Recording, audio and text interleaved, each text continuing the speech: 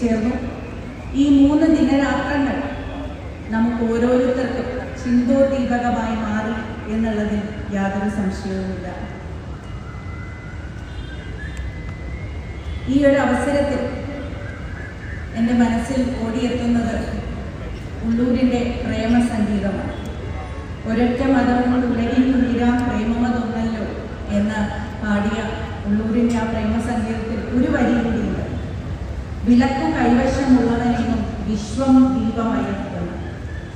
വിളക്ക് കൈവശമുള്ളവനെന്നും വിശ്വം ദീപമയക്കുന്നു. ഏത് കൂരിരുട്ടിലും നമ്മുടെ കയ്യിൽ ഉണ്ടാവേണ്ടുന്ന ഒരു വിളക്ക്. ആ വിളക്കാണ് നമ്മുടെ സംസ്കാരം എന്നത്.